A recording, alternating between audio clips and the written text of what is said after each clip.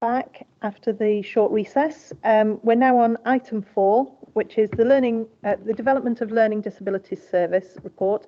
And I will ask the Corporate Director of Social Services and Wellbeing to introduce the report, please. Thank you.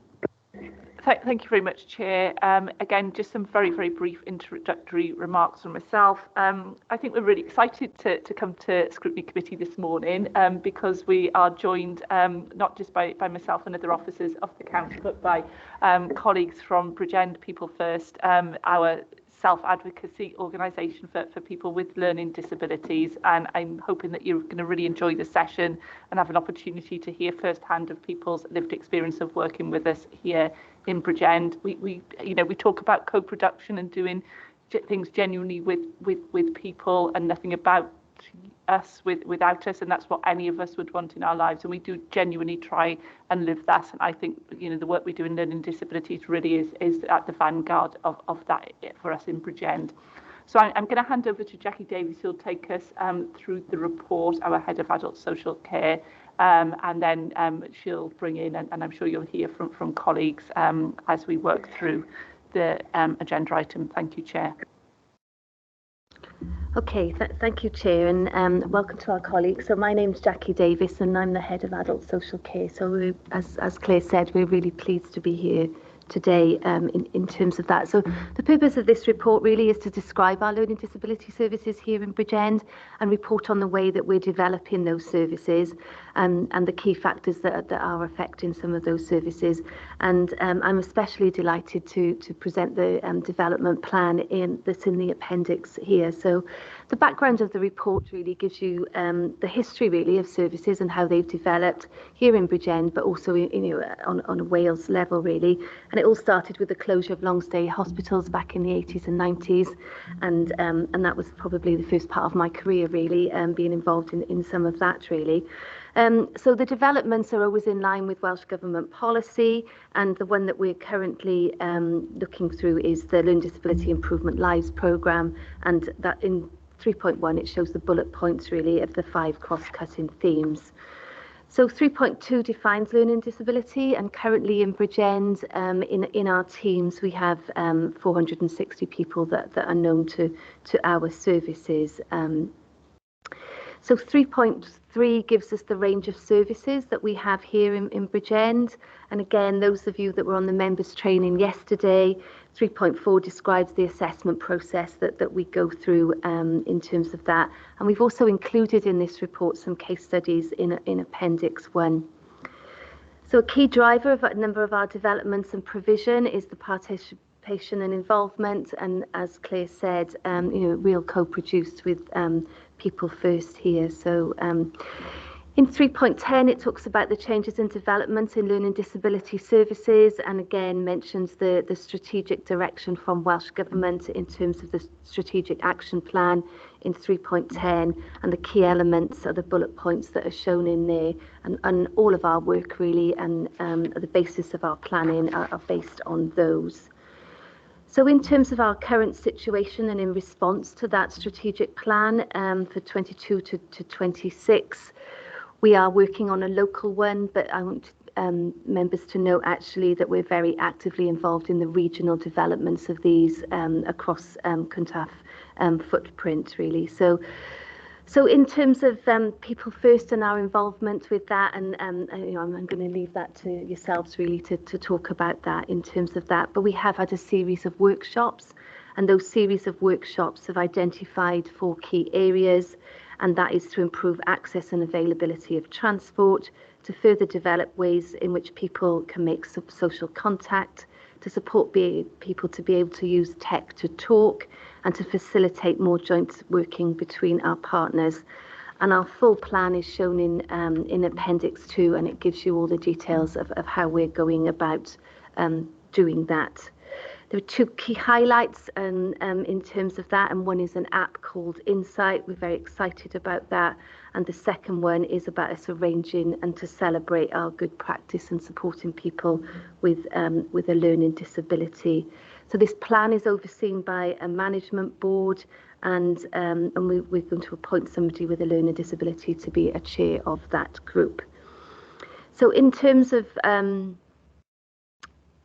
going forward really for us and in line with the strategic action plan and our development plan, we have engaged with an external expert, and there's two main focuses of their work, and that's around our social work practice and how we formulate those plans, again in line with some of the things that we heard yesterday in terms of the members training. And it's also going to carry out a review of our current and our future demand of day opportunities. We have seen through the pandemic a different use of our day opportunities, and it's a really good time now for us to think about what our futures are in terms of that. And then in 4.3 and 4.4, it gives details of two other areas that review is undertaking, and that's our work with our health colleagues. And earlier in this committee, we talked about our work with health colleagues, and similarly, we've got arrangements in place here, but they can always be strengthened really in terms of that. And the other really important area for us going forward is around transition of children moving into adulthood, and to ensure that that they get the best chance really, and that we're doing all we can in order to support that transition. 4.5 talks about the deprivation of liberty safeguardings and the impact that that's had on the team, and I didn't propose to go into that in any further detail. And then 4.6 then describes the current budget and some of the major factors that are contributing to the pressures of that. So again, I wasn't proposing to go into that in any detail there. So Chair, I think that was my presentation of the report. So happy to hand over. Lovely, thank you very much, Jacqueline. So can I welcome, please, Adam? Now you'll have to excuse me if I get this wrong. Kowalski-Wakeford, is that correct? Oh, Karosky-Wakeford, my apologies, from People First. And we also have in the chamber with us Adam and Ray, who are service users from People First. So now I have already been told that we have overrun quite significantly, and correctly so. So I'm going to remind members of brevity, because, you know, it should be the watchword for us all, shouldn't it? So with that, can I please bring Adam and then Adam and Ray in to tell us a little bit about themselves and the service. Thank you. Certainly. Thank you everyone for inviting us to come to the meeting today, first of all. My name's Adam. I am the operational manager for People First Bridgend. People First Bridgend is a charity that gives people with learning disabilities a voice and helps people have more choice in their day-to-day lives. We do what's called self-advocacy, which is where we help people with learning disabilities use their own skills and their own voice to make decisions in their lives. And we also do what's called independent advocacy, which is when one of us as a professional helps a person with learning disability using our voice to get across the types of decisions and things that they want to put across. So, for instance, in social services, decision making and health decision making, that sort of thing. And we also do training around learning disability. We use our members to train public services. And we also translate documents into easy read format, which is, it makes long, complex documents easier to understand for people with learning disabilities by using pictures and using plain language principles. I think what I'm going to do now, if that's okay, is just bring Adam and Raymond in. So first of all, Ray, so would you like to tell people the kinds of things that you do at People First? Right, when we turn Sorry, up like... Adam, do you want to close your microphone and then the camera comes across? We talk about learning, but we done police training, doctors and nurses, interview doctors and nurses. That's right. But if I'm in hospital, I want doctors and nurses to treat me with respect. That's why when my staff's with me, I'd want doctors to chat the staff, not me. Yeah. I think that's a really important life skill, isn't it? That you've done there, and you've rehearsed that. And I'll let you into a secret in that with counsellors, we will often rehearse our meetings beforehand as well, so we know how the meeting will go and the flow of it. So it's always good in life, I think, to rehearse these things and make sure that you're confident going forward. Because you're right, self-advocating in that regard is really important, isn't it? Because you want the doctors to hear what you want, not what they want. Yeah, and that's why I don't want doctors talk to me, not to staff, not talk to staff, not me. It's more important for me to understand what doctors say. Do you know what? I'm going to signpost my own daughter to this meeting because she's training to be a doctor, and I think it's really important. So I'll make sure that she sees this. Thank you. Thank you. Thanks, Ray. Would you like to say something about People First? Yes, I'm Adam Bartle and I'm with Bridgend People First. Bridgend People First is not only a charity for people with a learning disability, it also helps with all sorts of training like the police training, medical training, and even school training. And these trainings involve about people with a learning disability. And people with a learning disability should handle their own money, even with benefits and council rights. And I managed my money quite well, and some people with a learning disability should do the same. And Bridgend People First also involves many meetings like Zoom meeting and meeting in person, and we have all sorts of people from the fire station or the police station or hospitals to come to those meetings and show us how they do their work, and that might help people with a learning disability to be as an equal person. Thank you. I think you've raised a really important issue there at the end, in that equality is so important. You know, why would you not look after your own money? You know, it's an important life skill again. Yes, it is an important life skill. Yeah. You know, some people do worry about money going out quite quickly and coming in quite quickly. Yes, and I think everyone worries about that as well, across the board. But you're right, if it's something that's worrying and niggling, it's something that really you should have a life skill to help you with that and to cope with that anxiety that could potentially raise around that. So it's very good that People First are helping you with that. Yeah, lovely. Right.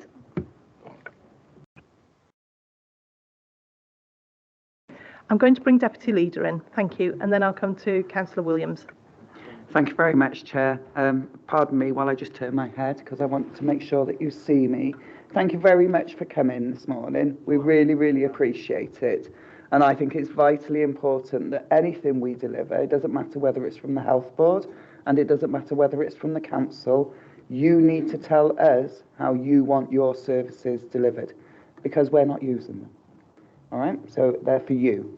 And I think that's the most important point. And anything that you think we should be doing, you need to let us know as well. Okay? But thank you very much for coming again. Thank you. Yes, that's a very good point. Councillor Amanda Williams, I'm going to bring you in. Sorry, I think Councillor Maxine Lewis put her hand up before me. My apologies. Yes, you're correct. Sorry, it's in the wrong order on the thing. Sorry. Councillor Lewis. Thank you, Chair. I'm going to turn as well and just say thank you very much for coming and having your voices here today. Thank you. You're welcome. Thank you, Councillor Lewis. Councillor Williams? Thank you very much. Unfortunately, I'm not in the chamber to see you all personally, but I was particularly excited to learn that we had special guests come in today. And I thought how fantastic they were, how confident. I think we need to have some training off them too, so that we can be so succinct. And whilst I know that people have said that these meetings go on for too long, I could sit here and happily listen to them all day. because I think what they've been saying there is so important, is so vitally important, and I want to congratulate them both for their confidence and for getting their story across. I'd like to ask them a question, and then I've got a question for officers and for Adam Kurowski. Sorry, apologies, I've got his name, if I've got his name wrong as well, if possible. So I just wondered if our two guests could let us know if they're happy with the services that they get, and if they think there's anything that we could do to improve services for them first, and then I'll come back to my other question, please. Lovely. Who would like to take that first? Would Ray or Adam like to take that first? Adam? Yeah, absolutely.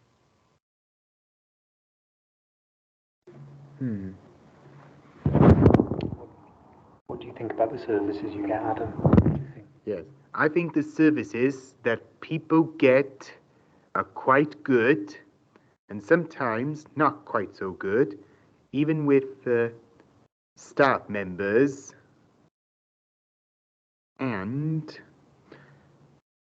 But people with a learning disability get quite good support even when they do need it. What things do you think are good? Things that are good. Yeah.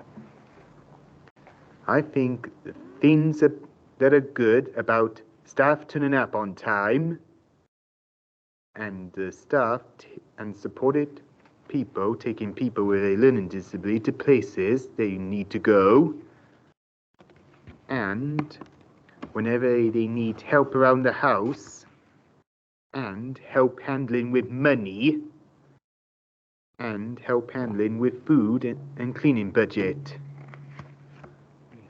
Anything not so good? Well, anything not so good, like if staff are off sick and not turning up on time, even though if people with a learning disability do things on their own sometimes, but sometimes they do need a bit of support, even when no staff is available. So really what you're saying is it can be quite disruptive and unsettling, is it? Unsettling if staff members aren't turning up on time and things. Yeah, lovely. Okay, thank you. Ray, did you have anything you wish to add about the service that you use? I mean, if you don't worry about it.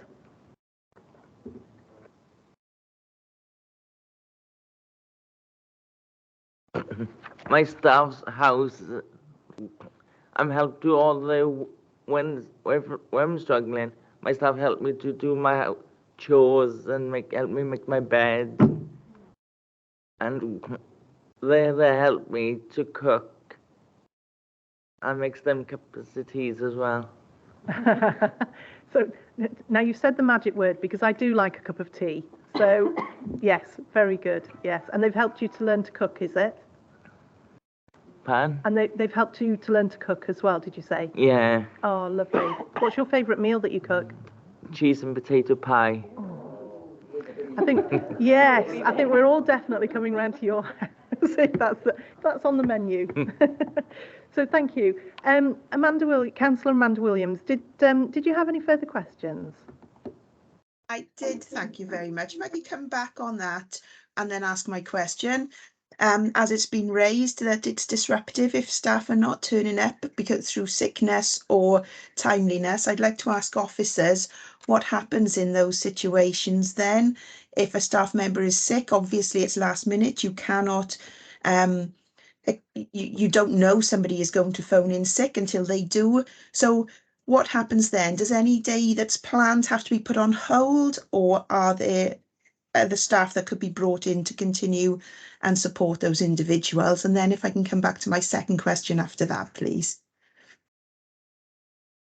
Okay, I'll take that. So again, it's never one answer, is it? In terms of that. So Ray, I think you live in one of the staffed houses, isn't it? And what happens there is there's a level of staff. We do have occasions where people phone in sick, and we would cover the majority of those posts because it's part of our regulatory requirements.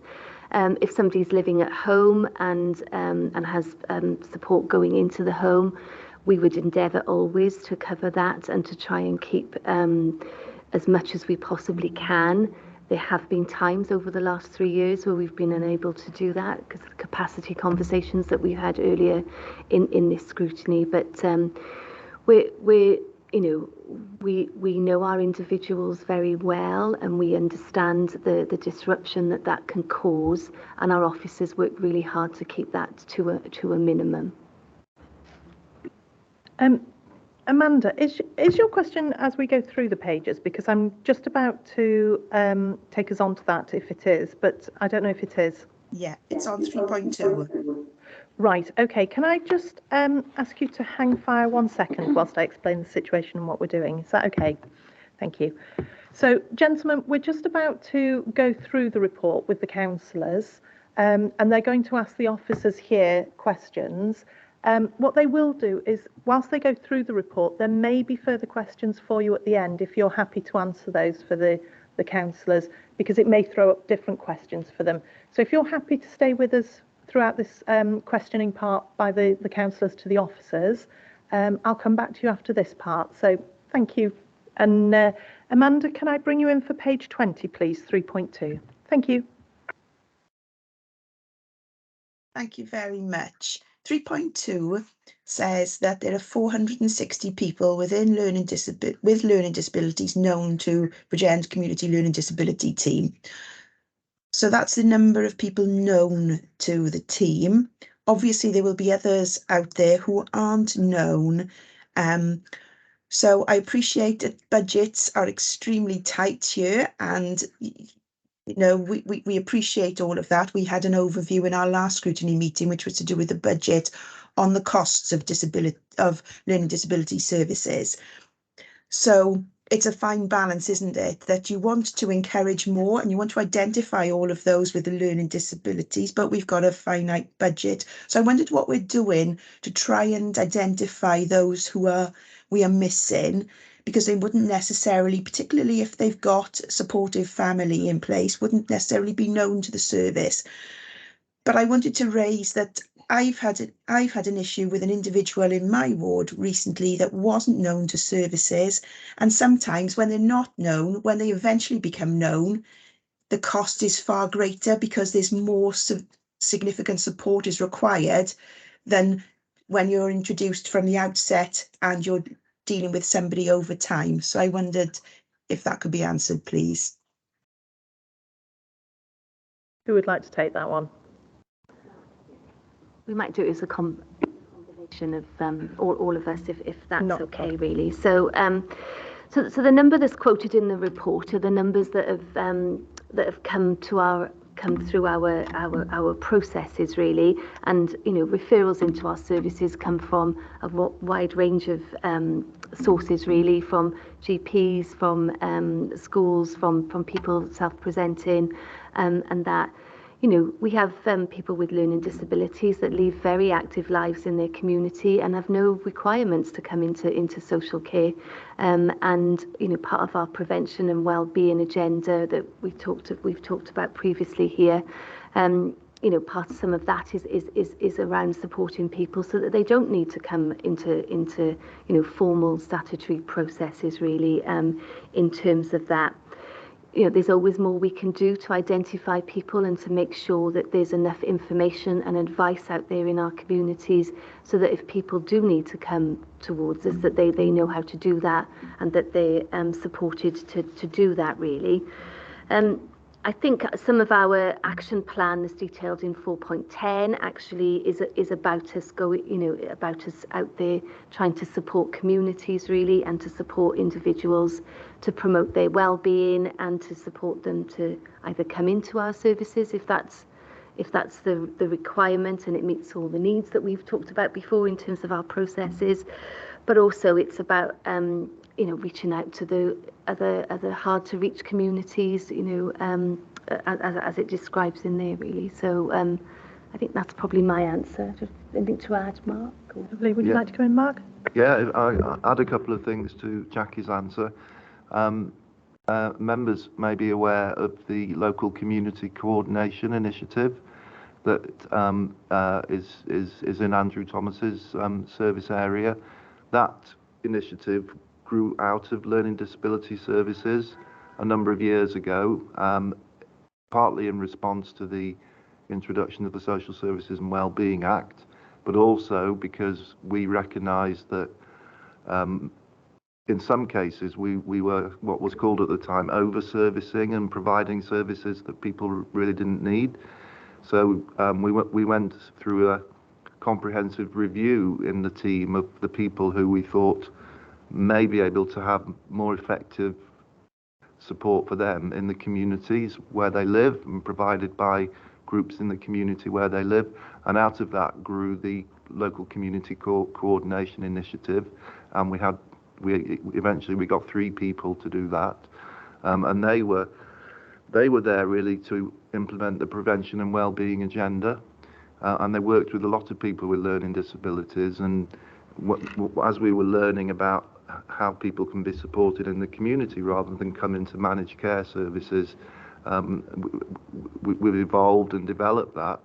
So within the kind of network of learning disability organisations in Bridgend, there's a whole group of people who aren't in managed care, so they're not in that 460, but they are people who may have contact with services. So, for example, we have a specific post and day services for someone who does work around the community hubs and the resource centre to develop links with local communities, to encourage local community groups to come in and have activities in the base, and for people who are in the base to go out into the community and get involved in activities, make a lot of links with the activities in Andrew Thomas's world. So it does, I can see how it looks a bit kind of clinical in that report context, but there's a large kind of grey area on the other side of that 460 of people who are getting different types of support, and probably more appropriate support than being in managed care. Lovely, thank you. Can I bring Claire in, please? Only just very quickly to build on what Mark was saying there, he mentioned the local community coordinators. One of the things that we, if council is minded to approve the budget that's presented to it on the 2nd, I can't predetermine, but one of the things that in the adult services priorities that will be implemented if that is approved is an expansion of the local community coordinators, so that we can do more of the sort of work that Mark described, because at the moment those are focused on the north of the county borough, because they're funded through some historic funding which is related to health inequalities. But of course, people live all across the county borough with different needs. And so, again, that's something I think will be a really positive development in supporting people who don't need to be supported in managed care, as Mark called it, but do need that bit of support to preventively connect them into all the fantastic things that are available across communities. Lovely, thank you very much. Does that answer your question, Councillor Williams? I think it does, yes, because I think you're saying that, so the 460 are the people who are known, but there were more people known who are being cared for at home happily and don't need the support. So yes, I think it does answer my question. Thanks. Fantastic, lovely. Moving on, page 21. Any questions from councillors? Page 22, I believe halfway down we had Councillor Paul Davis with the question. Thank you. Yes, thank you, Chair. And it's lovely to see some service users in the chamber there, Chair, conducting themselves with dignity, I would like to say. It is indeed, yes, absolutely. In fairness, yeah, excellent. It's nice to see it. It's something we don't see very often. Anyway, to go back to the question in here. On point 4.1 on page 22, they've got the Learning Disability Strategic Action Plan. Now, there's some information on the appendices for that. But my question is, Chair, do we have the capacity in the facility capacity or the transport capacity to actually deliver on an on an increase for this provision? How can I explain it? It's great to have more provision, to encourage more people to take part. But can we then deal with that with any increase that we do have? If that makes sense, Chair. It does to me, but Yeah. I don't know who would like to take that, and does it make sense to you?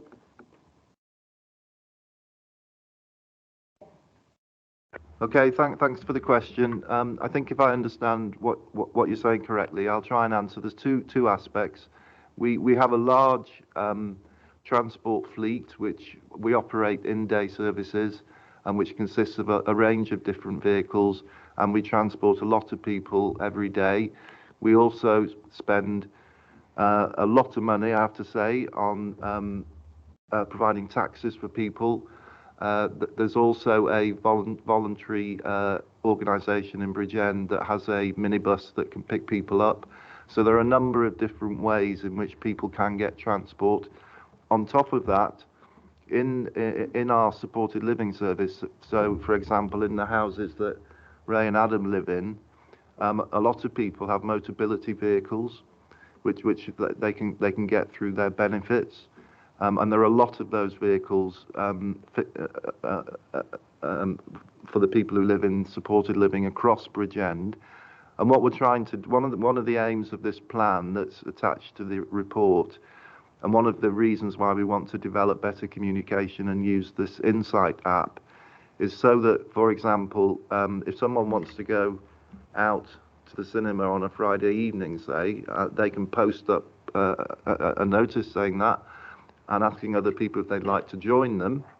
And then once there was a group, then the group could be supported to say, well, we can use 2 of our motability vehicles to go, and we can take 2 support staff, rather than having 5 people going in 5 motability vehicles with 5 support staff, which obviously costs an awful lot more. So we're trying, and it's one of the key objectives of the plan, is to make transport more efficient, to make it more coordinated and more well organised, but it does continue to be a challenge for a lot of people. And I mean, I'm sure Ray and Adam would say this much better than me, but a lot of people with a learning disability don't feel safe on public transport, and have had bad experiences on public transport, even though we have got good relationships with companies like Aviva, and we work with them to try and help them understand how better to support people. But sometimes just as simple as getting a wheelchair onto a bus can be a real struggle. So there's a lot of transport happening, but there's also a lot of challenges in terms of making the transport network better in Bridgend, but it is a key objective of this plan. Thank you. Does that answer the question for you, Yeah. Councillor Davis? Yeah, so when we say social contact, Chair, I'm echoing again, Chair. When you say social contact, they're not necessarily talking about taking users to facilities as such. It could be, as the gentleman just said, to a cinema, etc. I didn't realise that. That's something that is enlightening anyway. So, but because obviously the facilities over the years, I'm guessing, have been cut, like everything else in the authority. So as those reduce, I suppose other places, more public places, can be utilised for that reason, which is encouraging, Chair. Yeah, thank you. Thank you, Councillor Davis. Sorry, I will bring you in, because I do have a question myself as well. So I'll bring you in, Claire, and then I'll ask. Just wanted to build on that final point from Councillor Davis. There's a lovely phrase that we heard the other day, which was that people don't want a service, they want a life. And what we all want to do is to do things like go to the cinema or go to the pub and have a meal out, etc. So one of the reasons that the review that Jackie, in introducing the report, referenced, that we're looking at is what does that model of day opportunities look like going forward? How do we build on that community connection model, so people just have a bit of support as needed to access the things that are happening in the community, only going into a centre if that's what they want to do, to have their own needs and well-being outcomes met. So I think things are changing, but we're doing that review to see what the overall services need to look like going forward. because there have been changes to day services over the years, but we recognise we need to do more work on what that looks like now post-pandemic, because lots of people have done different things during the pandemic and don't want to go back to day services, to be frank. Thank you.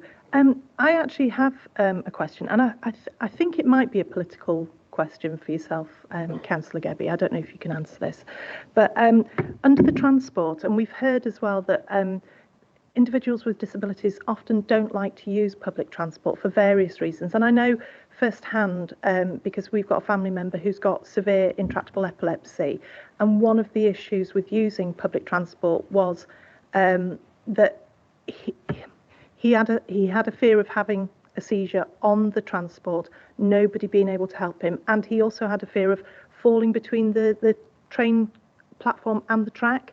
So this often meant that he would not travel by public transport in that regard, and he also had a fear that if he had a seizure in public, it would be quite embarrassing in the middle of public transport, trying to get on, trying to use it and things like that. So with this in mind, and with the government's modal shift that we're implementing, are we disenfranchising a swathe of our society if we are saying that really we should be moving people out of cars, which are Motability is a fantastic scheme that helps individuals with disabilities? Are we disenfranchising them by pursuing a political agenda of modal shift? I think this is a complex question, but thank you very much for it. We have all sorts of opportunities in order that we get service users around the county borough, should we need to. And we have different opportunities in different areas of the county borough, so it's, again, easier for them to get to. And it's all hub and spoke, isn't it, really? That's what we want to do. And I think the problem that we've got is we know that we have to change the way we travel. We know that we have to change how many vehicles are on the road, what sort of vehicles they are. Are they carbon neutral, as an example? So I think this is a wider piece of work. I don't think we're disadvantaging our residents currently. I think it's something that we're keeping an eye on because we want to ensure that people get the opportunities where they're available. So I think there's a wider call for the hub model so that things are opportunities, different clubs, different activities are available in different where people live, because that's where they need them.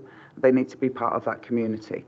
And I suppose what I'd also reference is we talked earlier in the last report about the Regional Partnership Board and the arrangements around community services. We're planning our community services across the Health Board region. And there's an event, I'm going to get the Welsh pronunciation wrong because I don't know how to say it properly, and it's Llwnsel, I think it is, but it's an online festival for people with learning disabilities and really acute health issues. That's on Friday night, but it's to give people opportunities in a different way as well, because I'm attending and I'm really looking forward to it. Whilst I've also got the mic, with your indulgence, Chair, can I just thank one of our councillors as well?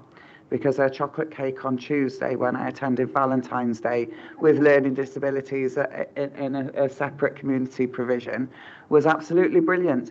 And I have to say that I'm really, that the community provision, they're doing all sorts of activities and they're all learning skills and opportunities for further development, for jobs as well and things like that. So I really enjoyed myself. So thank you very much, Councillor Williams. I really enjoyed your chocolate cake. Absolutely. I'm quite disappointed that I haven't had the chocolate cake yet. So that will have to be amended. But thank you very much for that answer, because I think it's quite important that, it is looked at as part of that moving forward, because you're quite right. We do have to move forward on it, but equally as well, we don't want to disenfranchise anyone. So thank you. Right, moving on. Any other questions on page 22? Page 23, I believe Councillor Watham had a question at the top, and then I'll come to yourself, Councillor Davis. Yes, thank you, Chair. I would also like to thank the service users for attending this meeting this morning. It's been great to see you. I really hope they're enjoying the experience. So going to my question, it relates to 4.2, obviously, where an external expert has been engaged to carry out a service review. Is this on course to be returned on time? I believe it's due back in April of this year. So that's my first question. The other part of the question I would like to ask, have we had any feedback or update received so far in relation to this review? Thank you. Who would like to take that? Can I come in just because I met with the lead consultant yesterday, so hot off the press. I think it probably is going to take a little bit longer, because when I met yesterday, I asked exactly that question, and I think they're 6 weeks into a 20-week piece of work, so it's a very detailed piece of work. And when I asked for the timescales for the outcome, he said 3 months. So we're February now, February, March, April, maybe the beginning of May. So we might be slightly longer than that, but it is a very, very thorough piece of work, very evidence-based. In terms of looking at our services locally, looking at, files about people and really looking at everything from our social work practice through to the way that we commission and provide services. Emerging themes, it's probably a little bit early in the day, but I would say probably the biggest overarching theme for me is the impact that COVID has had. I already referenced it, hasn't it, that some things that had started to be worked on about, how we provide day opportunities, maybe employment opportunities going forward, that had started to be worked on pre-pandemic. The pandemic then changed things fundamentally overnight. People didn't go to services because they couldn't. They were in their own homes, and lots of people didn't want to then go back to services. And then some of our day provision now is being used far more for older people than it was before the pandemic. So things have happened organically, but we need to put a plan around it and strategically reset and recover. And I think this is what this piece of work will enable us to do. We do also need to get the budget base right. So one of the things you'd have seen in all the budget monitoring reports is that we've been overspending quite a lot in this service area. So that's one of the things that this piece of work is going to help us to do, is to make sure that our service and our financial plans come together, because at the moment there's a bit of or quite a lot of a disjoint between the spend and the model of service. So yeah, it will be an important one for you to consider as scrutiny when it is concluded. Thank you. Does that answer the question for you, Councillor Wathen? Yes, thank you very much. Lovely. Councillor Paul Davis, can I bring you in, please? Chair, just to say that I'm leaving the meeting in 2 minutes. I thought it might be. Yeah, no, thank you very much. Thank you very much. Thank you. Councillor Amanda Williams, are you coming in with your question? Is it down at the bottom of the page? Oh, yes, I am. Sorry, my Hello, I thought so. off then. Yeah, let me just switch to my screen now. Yes, it was about the.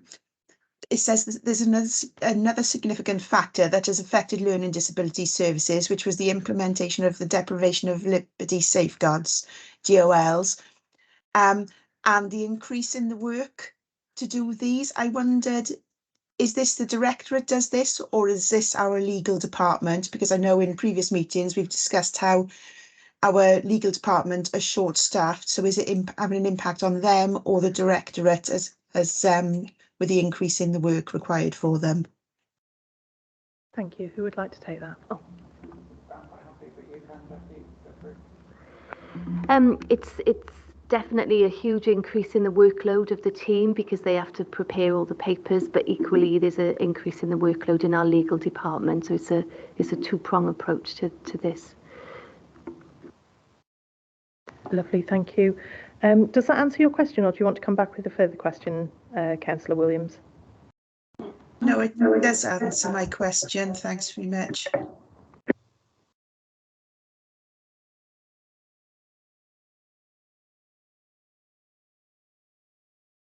Apologies, I'm tussling with paper. Moving on to page 24. I believe Councillor Kaparis had a question at the bottom of the page. Thank you. Yes, thank you, Chair. I was noticing there's been quite a significant overspend or increase in spending on on this item, and I was wondering, particularly, whether this has been not so much whether it's absolutely necessary, but has it been enough really to cover with the issues that you've been facing? Thank you. Who would like to take that? Councillor Gebbie? I can take that. Do I think we've got enough money? No, I don't. Politically, we need to have a discussion with all our residents across the board, because we need to deliver services slightly differently, or massively differently, I want to say. We need to be community-led. It needs to be services that they want. We've already discussed the P&A, Population Needs Assessment, this morning. We know that we've got more increase of demand on services. Is that going to continue? Yes, because we've looked at the Population Needs Assessment. And irrespective of the amount of community work and the preventative work that we can do, we know that we've got more coming our way. So we need to have conversations around how we deliver, what we deliver, and how we fund that, essentially. Thank you very much. Thank you. Does that answer the question for you, Councillor Kaparos? Yes, thank you very much. So basically what you're saying is it doesn't matter how much we, do the preventative work, we're never ever going to catch up, are we? So over the past, so if I do it over a 12-year period, we have lost in excess of 25% of council budgets. This obviously impacts on the way we deliver services. It has to be integrated. It has to be co-produced. Anything that we do going forward. So we've had to work like that for a couple of years now. I think the pandemic sort of distracted us somewhat in what we were delivering and how we were delivering it. I think we've learned an awful lot as well throughout the pandemic about how we deliver services and what's best practice. And some people want those facilities at home rather than in a place. So I don't think we've got enough cash at the minute. I think we're covering it slightly from various ways. But I think that's a wider budget conversation. But I think we need to look at how we're doing it, what we're delivering, and look at the cost implications of that. And it's not about... I always tell our workforce, so it doesn't matter if they work in social services, us here, we're the ones that have to worry about the money. For everybody else in our service provision, what we tell them is you need to do what's best for anybody that's coming to you. It needs to be, you don't need to worry about the money. We're the ones that have to worry about the money. And you need to deliver best practice always. Thank you. Just coming back very quickly, and I will come to yourself, Claire, because it's a political response to this. Is our service on a knife edge? Is that what you're saying? And if it isn't, what can we do to ensure that it doesn't get to that edge of the precipice that's, dangerous, really? No, I wouldn't suggest that our service is on a knife edge. I think we have practitioners that have been very creative in the way that they've delivered. And I think that's all credit to the workforce that's out there. We can't do that without the creative ways in which they deliver some of our service provision. And I suppose what I'd also reference at this point is we have a workforce that quite often don't apply for overtime, often work through lunchtime periods, in spite of all working time directives, etc., that we have. I can see Jackie's smile on her face. She doesn't get paid any extra. She doesn't get overtime. So she's out of luck. But that's about the dedication of a lot of people that work in public services. I'm sorry, I've forgotten the last bit of your question. But no, we're not on a knife edge. We do need to consider how we're delivering going forward. And what was the last bit of your... All right. Yeah, brilliant. Thank you. Thank you. Over to Claire. Yes, thank you. The only thing I would add in reference to the review again, what that review will give us is how we need to bring finances and services together going forward. The area that I would highlight is then the capacity to implement. So we've been remodelling for many years pre-pandemic. In pandemic, we were into managing, the biggest public health crisis and keeping people safe. That any of us have ever known in our lifetimes, and now we need to reset and move forward with further remodelling based on those things that have changed as a consequence of the pandemic, but finding the capacity to do that remodelling is difficult, and things like that grant we had last year around recovery aren't now available to us. So it's where do you get that almost like invest to save overhead to do the more strategic work whilst people keep on with the day job. So that I think is going to be one of our biggest challenges when we know how we need to remodel. It's having that capacity to do that part of it. Thank you. I think that's very interesting to hear, because that's the sort of backroom machinations of it all, isn't it? It's the strategic side that often doesn't get aired in public. So it's good to hear that actually that is being thought about, and we're putting things in place. It does concern me though that staff are working through as well.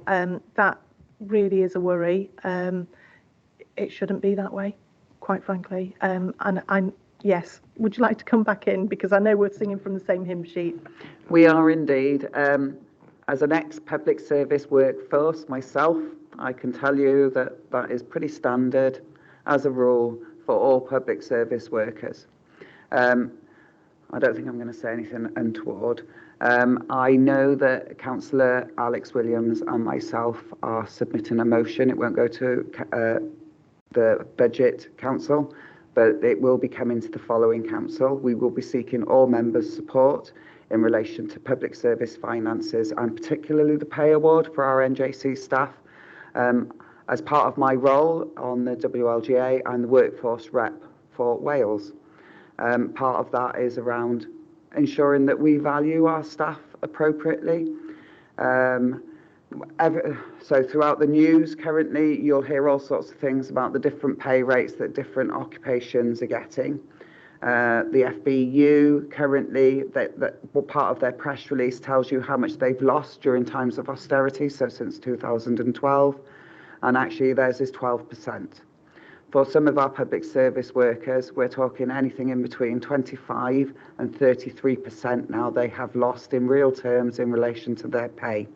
We need to value our public service workers irrespective of where they work. So that's just my opinion publicly. Thank you. Thank you. I look forward to that motion coming to council actually. So thank you very much. Moving on, page 25. Any questions from councillors? And then on to page 26. I don't know if there's any further ones. Thank you. And then we go through the appendix. And I did note that I would like, well, I'm in the process of sending an email to yourself, Claire, about the jargon that we're using as well. So I'll send that through to yourself about that. If there's no other questions on the report, I'll just ask councillors if they have any further questions for our visitors, please. Any questions at all? Because I do have one to finish off with. So I will ask my question, which is to both Ray and Adam, if you can possibly help me with this. We've obviously gone through COVID, which was quite a difficult time for everyone across the board. And I just wondered how that impacted on you and what sort of differences you had to make and how you felt about it. And did you feel isolated or anything during the pandemic? And how do you feel it's now that we're coming out of the pandemic? Thank you. Well, I had 2 self-isolations with people who were in contact with COVID, and from the March in 2020, a lot of the leisure centres had to close down, and some of the shops, most shops except the supermarkets, had to be closed, and we weren't allowed to have visitors or went to see people we know, and it's sort of like disrupted on our usual social lives and lives around the world, and we all had to wear masks during that time. Now, since the vaccination started rolling in and everything started to become clearer now, and everything's getting back to normal, and we've been getting back all the stuff we usually do. Lovely, thank you, Adam. Ray? we're in lockdown. I never been no day centres. We didn't see no shows. I can't see my friends or visit my family because of the lockdown. And did you find that tough to deal with? Because it's quite a very different world we went through with the pandemic, wasn't it? Everything stopped. Yeah. I thought so. And now that the pandemic's over, how do you feel having lived through the pandemic and going forward? I'm feeling fine. And you feel positive about the Yes. future? Yep. And good to see all the services coming back and Yes. Yep. And the support is still there for you, is it? Right. And Lovely. I had 3 vaccines. Well done. You've done well with the vaccines there. I'm a bit scared of injections, so well done on taking the vaccines. Yes, thank you. I know from personal experience, because I have a sight issue, and I know I caught COVID a number of times, and it was very difficult because I know, having previously had medical intervention, that my eyesight has got significantly worse with catching COVID. So I know it's quite difficult to have to readjust after. So it's good to hear that you yourselves are readjusting quite well as well. And you've come through the other side, which is good. So thank you. Thank you for that. So moving on, if there's no further questions from members, I'd like to thank our invitees very much for coming in. It's been wonderful to have you here, and we're very, very grateful to hear your experiences. So thank you very much. And if you wish, you can leave the meeting. But thank you for joining us. Thank you.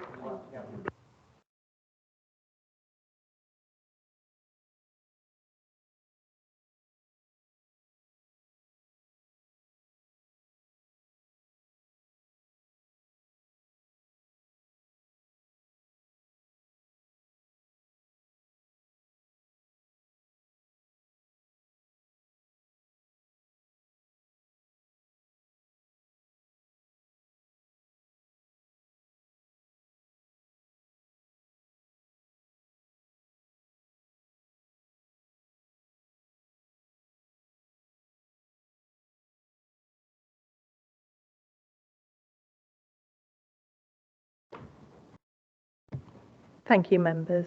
So moving on to item 5, we'll go to conclusions and recommendations. If I can bring in the scrutiny officer to do that, that would be wonderful. Thank you. Thank you, Chair. Just to say, obviously, members have asked various questions and had numerous answers. If I take you back to the first report, which is the adult social care pressure areas, a couple of things that were picked out was there was a question regarding the dementia rates, and specifically around the dementia unit at Park Prison and the cost of that. Members will have heard that was initiative by health in the prison, and Carmel indicated that the directorate is looking to strengthen the link between the directorate and health.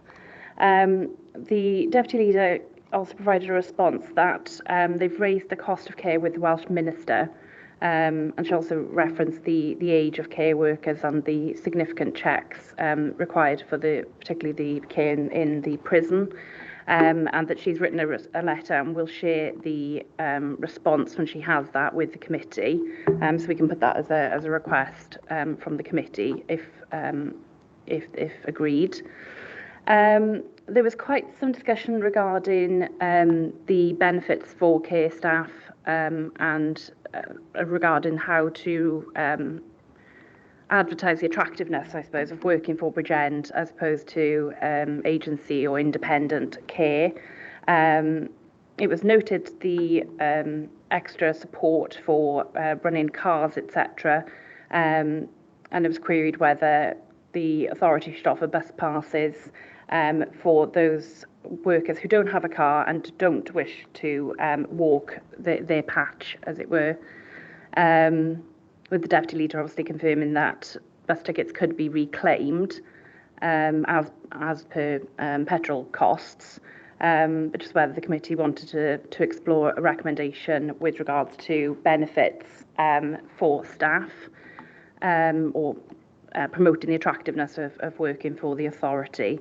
Particularly around that, the committee heard from the corporate director that there's been a grant from Welsh Government to support people with driving lessons if they wish to do that, and suggested that that was one to communicate. So the committee may want to make a recommendation as to how that's promoted, etc. It was highlighted, or there was a question with regards to the number of social workers leaving the council and whether they were routinely exit interviews to see why those social workers were leaving the authority. And members heard from Carmel Donovan that that is something that's been routinely done now in children's services, but it hasn't been fully implemented in adult social care. Again, I don't know if the committee wanted to explore a recommendation in that respect. And the final thing that I picked out was there was a question raised as to how often the black level business continuity status is called. And members heard from the head of adult social care that that has been much more frequent in the last 3 months, rather than it being the very rare occurrence that it had been previously. And Vicky Wallace of the Health Board agreed to try and identify the figures for how many times that has been called, specifically to Princess of Wales. And I think members had requested that that was broken down into the last 3, 6 and 12 months. And I can make that that request from the committee if agreed. So those things I picked out, but I don't know if the committee have any further either requests for information or recommendations they wish to raise from that report. Thank you, committee members. Is everyone happy with the recommendations that we've got there so far? And does anybody want to add anything to it? Any hands up? Because the one thing that I noticed we discussed, and I don't know that we've touched on it, is the imbalance status on dom care between BCBC and Cumtaff. Did we touch on that in the recommendations? No, well, I haven't touched on that specifically, Chair. I think what I'd said was around the benefits for staff, but I hadn't, remiss of me actually not to have addressed what the Deputy Leader was saying was in terms of professionalising the service and not professionalising the terms and conditions and pay for internal staff. So, yeah, they haven't made a specific recommendation, but if the committee want to discuss if they would like to make a recommendation in that respect. Thank you. Can I just point out it's not remiss as well? I think we've gone through an awful lot as well. I think you've done really well to remember everything. But certainly if the committee's minded for us to put a recommendation on there to look at rebalancing that potentially, I'm happy for that to go forward unless there's any voices of dissent. Anyone have any differing voice on that? If not, that's going to go through. Lovely. Thank you.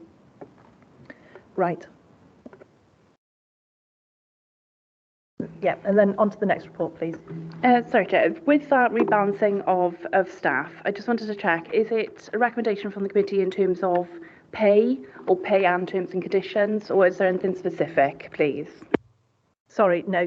For clarity, it was a rebalancing between the terms and conditions, actually, because I think, if I recall correctly, and I could be wrong on this, so please step in, the Deputy Leader said that certain individuals within the Health Board had differing, I can't think of the phrase off the top of my head, differing work responsibilities, and there needed to be a realignment really of that. So if we could look to address that and look to see how it could be addressed, actually. Thank you.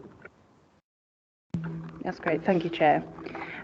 So the second report that the committee had today was the development of the learning disability services. And members heard from guests in the chamber their experience of having their own voices heard, and the importance of them managing their own money, the help that they've had with specifically with chores and cooking, etc. The members will have heard from Clay March that one of the things in the budget is that they look into the expansion of the local community coordination. Members heard from Mark Wilkinson that they are looking to do more in the community, and he specifically addressed, I think it was Councillor Amanda Williams's question, that although there's the 460 number in the report that are known to the service, there are a huge grey area, I think were his words, of people that are getting other and potentially more targeted support over and above care.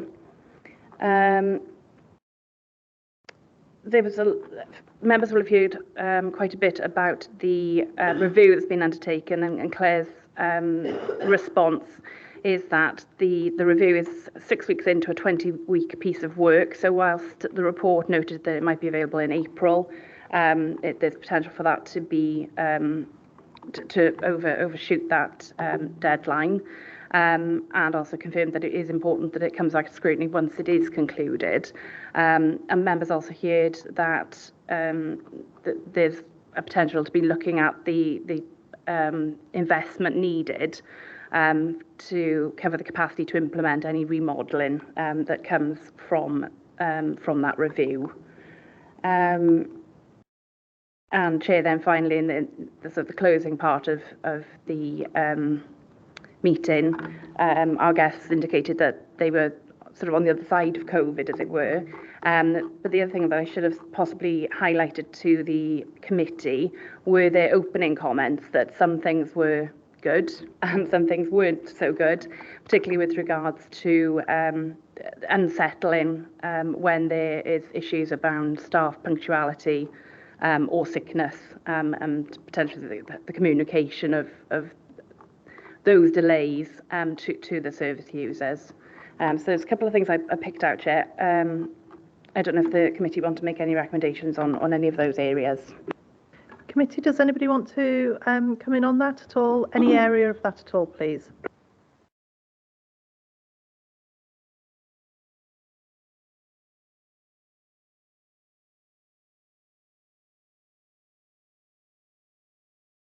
Councillor Williams. Maybe if we could just feed back, even though staff picked it up, if we could make a recommendation that they look at the impact that postponing a day out or making changes can be upsetting. Yeah, I think that's a really good one to bring in, actually, because it's something so simple, but it makes such a massive impact. So I think that really is something that we could recommend there as well. Thank you, Councillor Williams. Anybody else have anything? Because I would like to make a recommendation as well. I obviously raised it about the modal shift and the transport, but we heard as well from Mark Wilkinson that users often get very distressed when using public transport, and I think that is a consideration that we do need to be making when we press for this modal shift. So I'd like to make a recommendation that